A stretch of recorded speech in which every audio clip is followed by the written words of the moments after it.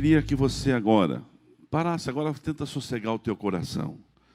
Porque esta é a palavra de Deus para a nossa vida, que está no livro do Gênesis, no capítulo 1, no versículo 1.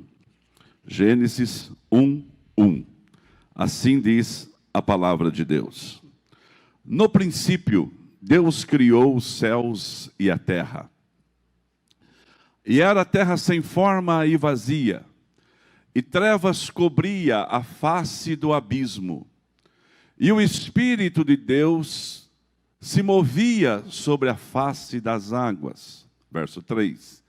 E disse Deus: haja luz, e houve luz. E disse Deus: haja luz, e houve luz. Meu Deus, fale a cada coração agora que está sintonizado conosco. Meu Deus, que as pessoas recebam o toque da Tua grandeza e que possamos ver milagres e maravilhas acontecendo na casa de cada um. E o poder da ressurreição entre nessas famílias agora, em nome de Jesus. E algo extraordinário aconteça, em nome daquele que reina. Amém. Você sabe que nessa forma nova de nós fazermos reuniões, nós estamos chegando na casa de pessoas que nós nunca imaginávamos. E ontem eu estava conversando com o seu Calu, que é proprietário de uma loja da cidade aqui, a Luiz Belafre. E ele me ligou e disse algo assim muito importante, que eu fiquei muito emocionado até. Ele viu um dos nossos reuniões e nessas reuniões nós estávamos com uma panela na mão, colocando farinha dentro da panela para que o envenenamento saísse das casas mediante a palavra do profeta Eliseu em 2 de Reis.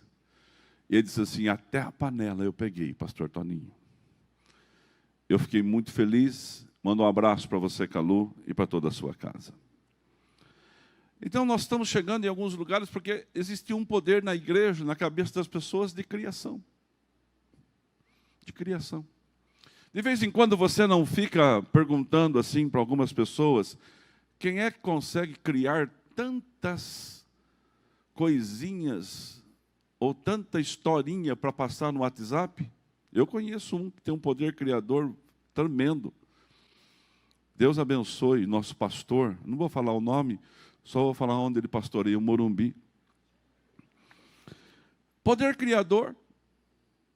Tem pessoas que têm poder de criação, irmãos. Você dá a ela uma farinha, você dá a ela um pouco de leite, um pouco de açúcar, você dá a ela um creme, um doce, e ela transforma todos aqueles ingredientes, como a própria mãe do pastor Fabrício, num belo de um bolo. E você fala assim: como que a pessoa consegue pegar farinha, pegar o leite, pegar o açúcar, o creme e fazer um bolo daquilo lá? E para ela é tão natural, é tão fácil. O Ricardão, por exemplo, aqui da nossa igreja, tem uma habilidade para fazer pão caseiro. E de repente ele pega lá o pão, o fermento, o leite, e de repente ele traz um pão para você. A minha filha Bruna também já aprendeu a fazer. Comprei até forma para ela já. E aí, para a pessoa que faz, é tão natural, é tão simples, é tão comum, é tão tranquilo, porque ela tem o poder da criação na mente, no coração e a habilidade nas mãos. Então eu falei de coisas comuns, falei de um bolo, falei de um pão, falei de umas histórias. Tem pessoas que têm poder da criação, de criar equipamentos eletrônicos, enfim. Está na mente dela, está no coração dela, está na habilidade das mãos, está na genialidade dela. E para ela fazer aquilo é tão fácil, é tão comum, é tão simples. Um dia eu estava em casa, lutando para abrir um pacote de bolacha. Lutando para abrir um pacote de bolacha, pacotinho de bolacha. E tentando assim, a Bruna chegou e falou assim: pai, ó, tem uma fitinha aqui, o senhor puxa a fitinha, ela abre. Eu falei assim: mas isso é fácil. Ela falou assim: é mais fácil, meu pai não sabia. Ah. É fácil, mas você não sabia, não é? Para aqueles que sabem que tem o poder da criação, é tão simples. E a pessoa olha para você e fala assim, coitado, eu vou ajudar. É só puxar uma fitinha aqui, ó. Eu vou ajudar. Agora, vamos levantar o sarrafo? Vamos aumentar o nível da conversa? Vamos falar de uma criação significativa, não que as outras não sejam, mas assim, impossível. A criação do mundo, a criação dos céus e da terra. Aquilo estava na mente de Deus. O poder criador está na mente de Deus. O poder da criação está no seu coração. E a habilidade de fazer está nas suas mãos. Então Deus tem o poder da criação na sua mente, o desejo de fazer no seu coração, e a habilidade nas mãos para realizar, e o melhor, a liberalidade, ou seja, a vontade de fazer para beneficiar e ajudar. E aí nosso Deus, Criador, no seu poder infinito de criação, o que Ele faz? Ele resolve criar os céus e a terra. Então, Deus tem o poder da criação. E quando está escrito lá no Gênesis capítulo 1, verso 1, no princípio Deus criou os céus e a terra, diz que Deus fez do nada. Ou seja, é criando daquilo que não existe. Quando alguém faz um bolo, tem ali os ingredientes do bolo. Quando alguém faz uma história, tem a situação da história. Quando alguém abre um pacote de bolacha, tem ali o pacote da bolacha. Quando alguém faz um pão, tem ali os ingredientes do pão. Quando alguém faz um equipamento, tem ali as peças que servirão para que aquele equipamento fosse feito. Mas quando Deus resolveu criar os céus e a terra, no princípio, não havia nada. Não havia nada. Igreja do Novo Horizonte que me vê, igreja da Paulista, igreja do Parque Piracicaba, igreja do Sônia, igreja do Morumbi, igreja do Santa Efigênia, igreja do Castelinho, igreja dos Alemães, igreja do Chapadão, igreja do Jardim das Flores, igreja do Monte Líbano, igreja do Taquaral, do Jardim Monumento, de Charqueada, de Paraísolândia, de Assistência, igreja que me ouve ali do Areião, igreja que me ouve nessa manhã, igreja do Jardim Elite, do 1º de maio, você que está participando desse momento conosco de reunião, quero dizer para você que quando Deus foi fazer o mundo, não havia nada. Não tinha ingredientes nenhum, não tinha mecanismo nenhum, não tinha nada na sua mão palpável, então do nada Ele fez grandes coisas, Ele fez o universo, Ele fez os céus e a terra, Ele criou do princípio do nada. E a Bíblia diz no livro de Colossenses capítulo 1, versículo 16, pois nele foram criadas todas as coisas. Igreja sede, senão os irmãos depois acham ruim comigo. Eu não citei todas, porque nós somos em 50. Eu estou vendo os irmãos aqui, estou lembrando. Vendo aqui na página do Facebook. Rádio FAD. Deus faz do nada grandes coisas. Deus cria do nada toda a situação. Poder criador, e neles foram criadas todas as coisas. E a primeira coisa que Deus fez foi a luz. Rafael, Gabriel, coloca umas luzes passeando aqui no teto para mim, fazendo um favor. Coloca umas luzes passeando aqui no teto, fazendo um favor. Deus criou a luz. A primeira coisa que Deus fez foi a luz. Por que é que Deus fez a luz? Por que Deus criou a iluminação? Para que a gente possa andar em segurança. Quem anda de dia não tropeça, mas quem anda à noite pode tropeçar o seu pé numa pequena ou numa grande pedra.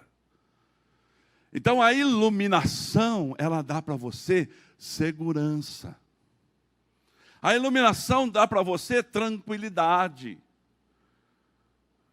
Um dia desses eu acordei, lá em casa, estava meio apagado, fui na cozinha, tomei um copo de água e já teve a vontade de comer um doce de madrugada, é a melhor coisa do mundo. Abri a geladeira e tinha lá um tabletinho assim, falei assim, nossa, a pastora não comeu todo o chocolate, que maravilha. Estava meio escuro, a geladeira estava com luz, mas eu estava com sono. E eu peguei aquele tabletinho, fechei a geladeira, ficou mais escuro ainda, abri e comi com gosto, irmão. Quando tocou dentro da minha boca aquele pedaço de tablete, levei fui jogar fora aquele pedaço de tablete, sabe o que era? Era metade de um caldo de galinha, de caldo quinor. Ô coisa ruim aquilo lá. Comi caldo quinor pensando que era um tablete de chocolate. E do branco ainda. Você acha que a pastora Luz ia deixar um tiquinho para... Ai, assim. Comi o tablete. O escuro faz essas coisas. Não é? No escuro faz essas coisas. O escuro você pode tropeçar com o seu pé. Então a primeira coisa que Deus criou para que a gente não tivesse dificuldade de viver debaixo desse céu foi a iluminação. E os homens, pela sua sabedoria, colocam iluminações, a iluminação artificial. Obrigado, viu, Gabriel? Só para mostrar. O homem coloca a iluminação artificial, mas Deus colocou a luz para que a gente não tropeçasse. E o que pode ser luz? Luz pode ser, além de tudo, orientação. Nós não podemos pegar qualquer orientação e deixar entrar na nossa vida, senão nós vamos ter dificuldade. Olha só, é tempo da gente ler a palavra de Deus. E hoje hoje é a sexta-feira da paixão. Hoje é o dia da morte de Jesus Cristo. E a palavra de Deus diz assim, que ele morreria sim, mas que também ele viveria. No final, eu termino com isso. Então Deus nos dá o que através da sua palavra? Orientação. Medita nesse livro de dia e de noite, para que te vá bem, para que você seja uma árvore plantada junto aos ribeiros de água, cujas folhas não caem, e tudo quanto você fizer prosperará. Aqui está a iluminação para a nossa vida. Se você procura algum espírito de luz, é a palavra de Deus, que é o livro dos livros, que orienta a pessoa a ter uma vida abençoada, dirigida por Deus. O que você precisar, a Bíblia te ensina. Então Deus iluminou para que as coisas pudessem ser claras. Se você tira um tijolo de um lugar, você vai olhar embaixo daquele tijolo, tem sempre caramujos que você não viu, porque ele estava coberto. Ao descobrir, você vê. Iluminação. Segunda coisa que Deus foi fazer, para que podemos ter uma vida abençoada. O que ele fez? Ele colocou ordem no caos. Olha o versículo 2. E a terra era sem forma e vazia. Ou seja, sem forma, vazia. Organização está na natureza de Deus. A organização está na natureza de Deus. Nós precisamos ser pessoas organizadas. Às vezes você mora num palácio, ou você mora num casebre, mas você tem que ser organizado. Pessoas que juntam lixo num casebre, juntarão lixo num palácio. Quando eu era pastor jovem, isso há quase 30 anos, não era nem pastor, eu não era pastor ainda. 1983, eu evangelizava um bairro na cidade de Rio Claro, que era o final da Rua 8, caía numa viela. E nós íamos com um grupo de jovens nosso ali evangelizar e pregávamos debaixo de uma árvore, uma mangueira. Hoje eu estou pregando no templo da igreja sede, num púlpito de acrílico, com toda a infraestrutura, mas eu já preguei debaixo de mangueira sem altar. Quem não respeita o processo não vai alcançar o sucesso. Guarda isso aí. Quem não respeita o processo não chega a lugar nenhum. E aí, naquele dia, nós fomos orar nas casas das mulheres, dos irmãos, dos homens que estavam ali. E eu entrei numa casa. E eu queria tomar um copo de água. Mas eu fiquei preocupado. E eu precisava de um copo de água. Mas na hora que eu entrei na casa, não tinha piso, era terra batida. Terra batida. Mas pastor Renato, que está lá no Jaraguá, o chão era mais limpo do que um mármore.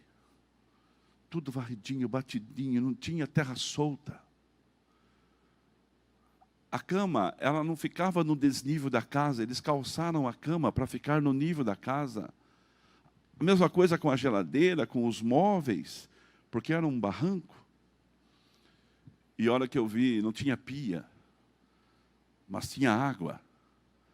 E aonde estavam os copos? Sabe, já viu na casa da avó aqueles armações que penduram panelas e copos? Estavam ali, tudo limpinho, arrumadinho, limpo. As panelas dava para pentear um cabelo. A pessoa daquela casa, mesmo pobre, humilde, era organizada. Organização faz parte do processo de Deus. Organização está na natureza de Deus. Desordem vai contra os princípios. Comece a organizar a sua vida. Às vezes nós somos procurados por pessoas que têm problemas financeiros, por exemplo. Aí você pergunta, quanto você deve? Eu nem sei. Se você não sabe, você não está preocupado. Você tem que saber, mesmo que doa, põe no papel.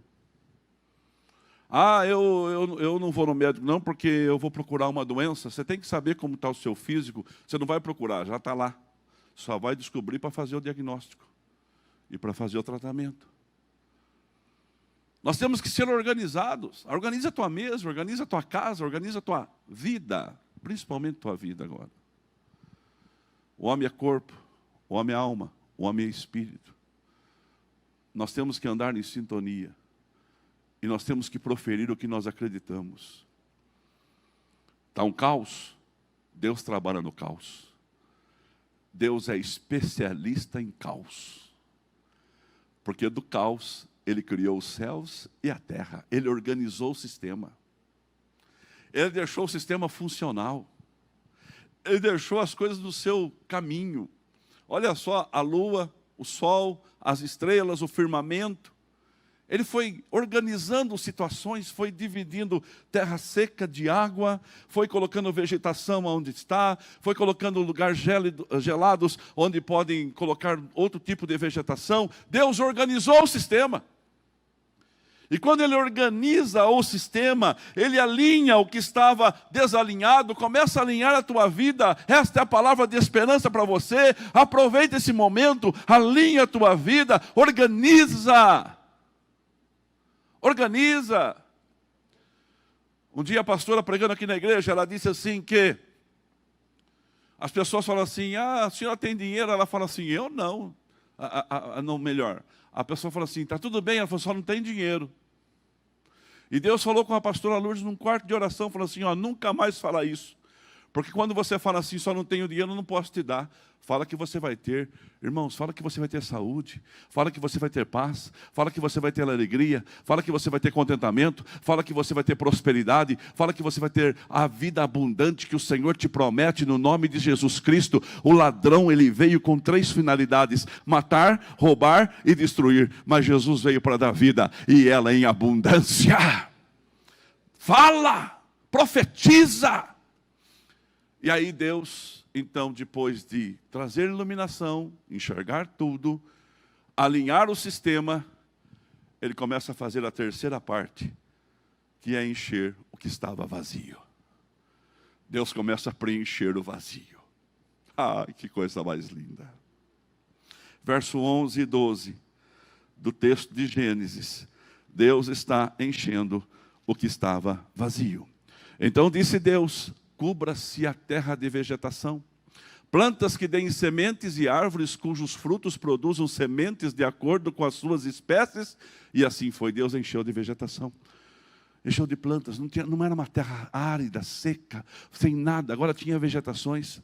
ao verso 12. E a terra fez brotar, e aquela vegetação fez brotar plantas que dão sementes, e as sementes começaram a multiplicar. Por isso que a gente ensina que semente tem que ser plantada, não só comida, tem que plantar semente de acordo com as suas espécies, e as árvores cujos frutos produzem sementes de acordo com as suas espécies. E Deus viu que ficou bom, ficou legal. Ao 21, agora vamos colocar mais coisas nessa terra, está ficando bonito, vamos incrementar, vamos encher. Você pega uma casa vazia, aí você começa a colocar mobília dentro daquela casa, a coisa começa a ficar bonita. Ao 21 que diz a palavra de Deus para a gente ali, diz assim: assim Deus criou grandes animais aquáticos e demais, e começou a encher os mares, e seres vivos que povoam as águas de acordo com a sua espécie, todas as aves de acordo com as suas espécies. E Deus viu que ficou muito bom. Ao 24. 24. Chegou. Então Deus, não é o 22, né? Então Deus abençoou, dizendo: sejam férteis e multipliquem, e enche a terra dos mares, e multipliquem as aves da terra. Deus começou a encher o céu também. Deus começou a encher aquela situação, e as coisas começaram a acontecer. E aí no 24 ele fala assim: produz a terra criaturas viventes segundo as suas espécies, gados e seres rastejantes, e animais da terra segundo a sua espécie. E assim foi. E aí no 25 ele fala assim: e fez Deus animais selvagens de acordo com as suas espécies, e rebanhos domésticos de acordo com as suas espécies, e os demais seres vivos da terra de acordo com as suas espécies. E Deus viu que ficou muito bom. Vamos lá para terminar? Primeiro, iluminação. Segundo, Deus organiza o caos. Terceiro, organizado, agora ele começa a preencher. Como que você vai preencher uma panela suja? Não tem jeito, tem que limpar, tem que organizar. Viúva, tinha uma viúva, lá no tempo de Eliseu, tinha uma viúva no tempo de Eliseu, e a viúva do tempo de Eliseu tinha um credor, que queria levar os seus 2 filhos. Aí ela procura o profeta, e o profeta fala assim: arrume vasilhas vazias. Bastante vasilhas vazias, porque vai acontecer um milagre da multiplicação. E você pega aquele pouquinho de azeite que você tem dentro da vasilha, e você lança agora nas vasilhas vazias. E enquanto houve vasilha vazia, Deus encheu. Primeiro se esvazie você. Sabe, eu tenho pregado aqui no altar dessa igreja todos os dias, e os nossos pastores estão agarrados na mesma ideia, e eu quero dizer para você que nunca o Salmo 23 foi tão significativo. O Senhor é o meu pastor e nada vai me faltar. O Senhor é o meu pastor e nada me faltará, não vai faltar nada. Ao que está vazio, Deus pode encher e vai encher. Aquela mulher, ela creu, acreditou no milagre, e o milagre aconteceu. Ela foi buscar a vasilha. Tem atitude, acredita no poder dessa palavra que eu estou pregando para você, porque Deus tem um poder criador, Deus tem o poder de criar do nada, Deus tem o poder de abençoar a tua vida para que você tenha iluminação para criar um ambiente favorável para o milagre acontecer. E aquela mulher agora entendeu a orientação do profeta, foi buscar as vasilhas, e Deus fez um milagre. Você pegue só vasilhas, porque quem vai encher de azeite é o próprio Deus. Faz a sua parte, porque a parte de Deus Ele vai fazer. Um dia os discípulos estavam ali lavando redes, era de manhã, não haviam pegado nada, e os barcos estavam vazios. Chega Jesus e fala assim: posso usar os barcos de vocês? Você imagina, irmãos? Você, quando está irritado, quando você está decepcionado, quando você está triste, quando você está com as mãos vazias, você quer ouvir alguém. E alguém vem falar de fé para você agora, e começa a falar de fé para as pessoas. Aqueles homens começaram a prestar atenção naquilo que aquele homem falava, e usando os barcos vazios deles. Aí Jesus fala assim: obrigado. Vocês podem lançar as suas redes em águas mais fundas? Eu não sei como foi a palavra, Márcio de assistência, que Jesus disse para aqueles homens. Eu só sei o que está relatado. Mas quando Jesus disse assim, vocês podem lançar a rede em águas mais fundas. Pedro olhou e falou assim, não é hora de pescar. É hora de ir embora para casa. Nossos barcos estão vazios. Nossos barcos estão vazios. Não é hora de pescar. Mas eu vou dizer uma coisa para o Senhor. Por causa da tua palavra, nós vamos lançar as redes. Você sabe por que os barcos vazios? Porque tinha um propósito. Como que Jesus ia usar o barco vazio para pregar em cima de peixe? E aquele cheiro escorregando para cá e para lá? Até num barco vazio, Deus tem propósito para abençoar a tua vida, meu irmão. Apresenta o barco vazio e lança a tua rede, porque o barco vai encher. E sabe o que aconteceu com o barco cheio daqueles homens? Tiveram que chamar outros barcos para vir buscar peixe, porque não foi suficiente o barco que eles levaram. Aumenta a tua fé nesse domingo, nessa sexta-feira. Aumenta, sobe o teu sarrafo agora. Creia no poder sobrenatural do seu Deus. Creia que Deus vai fazer algo impossível. E eu acabei de presenciar, eu não vou contar agora aqui, mas depois você vai saber. Eu acabei de presenciar, no meio desta reunião, alguém dizer para alguém, chegou a tua vez. Chegou a tua hora. Chegou o teu momento, agora é você que vai. Eu acabei de presenciar isso agora, no meio da crise, no meio do caos, no meio de barco vazio, ou no meio de vasilhas com pouco azeite, Deus suprindo necessidade de famílias. O Deus do ontem é o Deus do hoje, é o Deus do amanhã, e a Bíblia diz em Hebreus 13:8, eu sou o mesmo ontem, hoje e amanhã. Irmãos, Deus sabe todas as coisas e a nossa vida está nas suas mãos. O que está vazio, Deus vai encher. O que está vazio, Deus vai preencher. Quem consegue crer vai dando graças a Deus aí no seu lugar. E aí, irmãos, agora chega um momento para mim terminar. A ressurreição é uma criação de Deus. Jesus ressuscita um menino na estrada. Jesus ressuscita Lázaro. Paulo ressuscita alguns. Pedro também. E assim vai. Eliseu ressuscita um soldado que ninguém sabe nem o nome. Mas ninguém se auto-ressuscitou. Ninguém. Mas um dia, o Verbo que se fez carne veio no mundo, habitou entre nós, e se revelou por 3 anos e meio, como Filho de Deus, nascido da Virgem Maria, milagre, andou como homem, viveu como homem e morreu como homem. Só que teve uma morte mais dura, numa cruz, no lugar dos amaldiçoados, dos malditos. E pior, sem pecado, porque do lado dele, direito e esquerdo, tinha 2 pecadores que pagavam pela situação do pecado deles, do erro deles, porque a vida tem sequência e a vida tem consequência. Mas ali estava o inocente, o Cordeiro de Deus que tira o pecado do mundo. O que um cordeiro fazia no passado para tirar o pecado de alguém era ser imolado.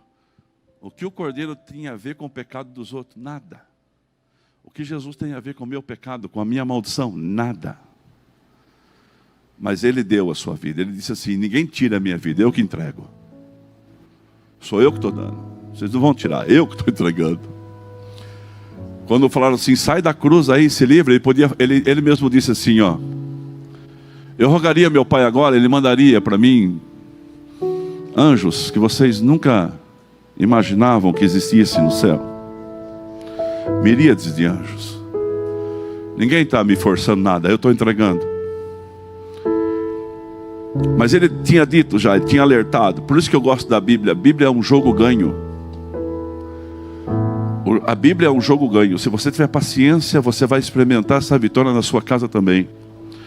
João 11:25. Eu sou a ressurreição e a vida. Eu sou a ressurreição e a vida. Mas ao terceiro dia, ele morre. Na sexta-feira ele morre. No domingo de manhã, os 4 falam sobre isso, mas Mateus fala com mais propriedade. Mas antes do Mateus, eu vou ler para você o que Marcos escreve. Marcos 16:3, ele diz assim: porque as mulheres que cuidavam ali, as Marias, os discípulos, não tiveram tempo para uma despedida. E elas acordaram no domingo de manhã.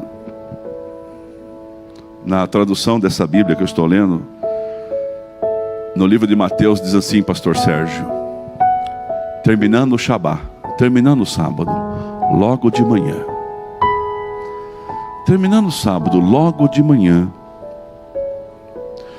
elas foram ao sepulcro. Depois do sábado, tendo começado, elas foram ao sepulcro. Maria Madalena e a outra Maria ver o sepulcro. E eis que sobreveio um grande terremoto. Segura o versículo, só um pouquinho. Aí relata Mateus. Mateus fala desse anjo, fala do terremoto, fala da situação.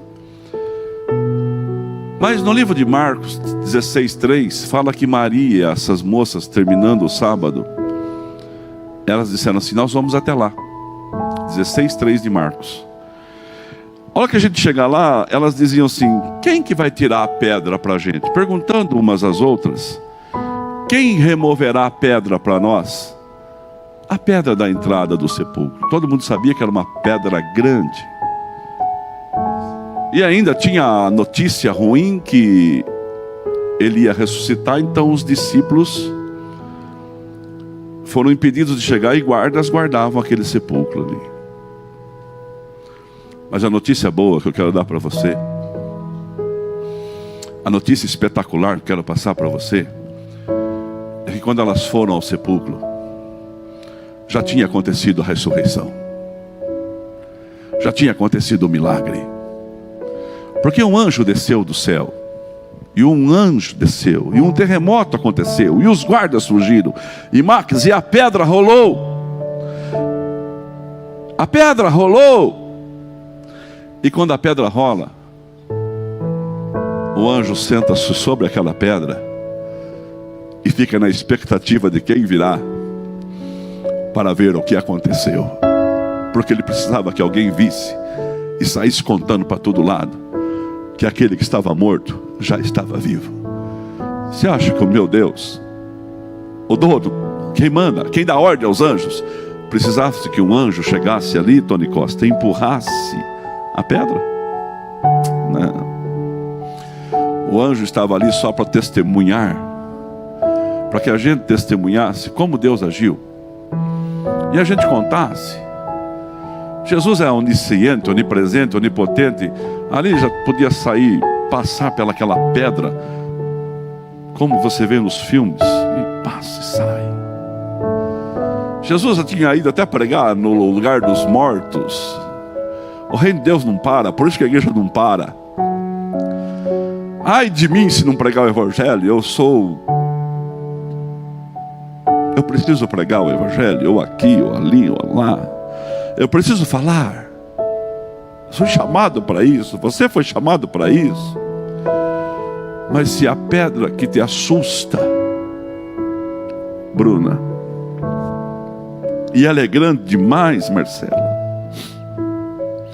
saiba que Deus já deu a ordem ao anjo, já está sentado sobre ela, só para você contemplar o seu milagre, porque o seu milagre vai acontecer.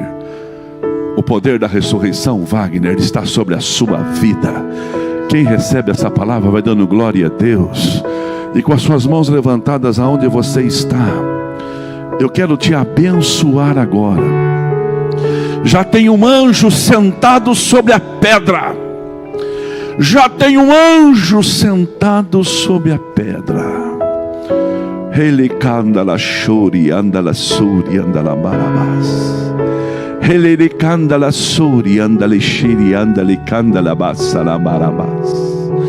Bendito seja o Senhor. Nós estamos na bênção do Calvário 2020, um ano da superação, e nós vamos superar.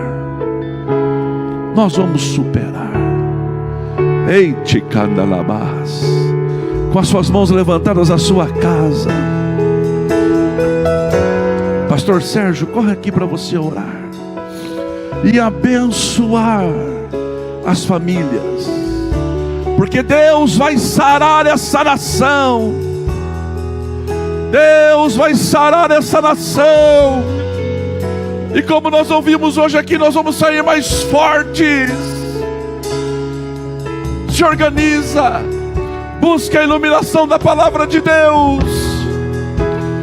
Deus vai encher o que está vazio, porque aquilo que te aflige, o anjo já sentou sobre essa rocha, e o anjo sentado sobre essa rocha te dá vitória nessa manhã. Pensando na comunidade e para facilitar a vida de cada um, nossa igreja possui 3 formas para devolvermos os dízimos e as ofertas.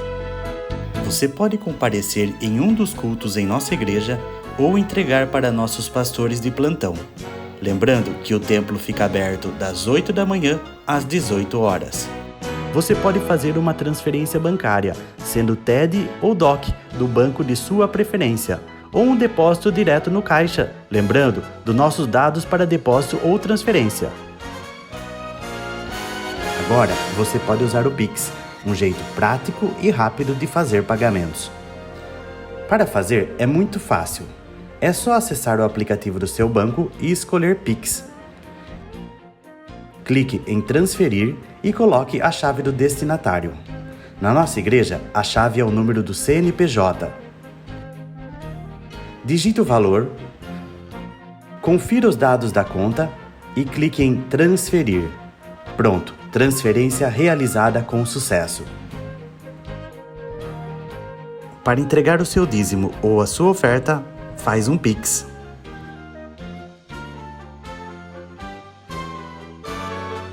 Esta é a nossa igreja. Não importa onde estivermos, estaremos sempre conectados. Lembre-se, juntos à distância.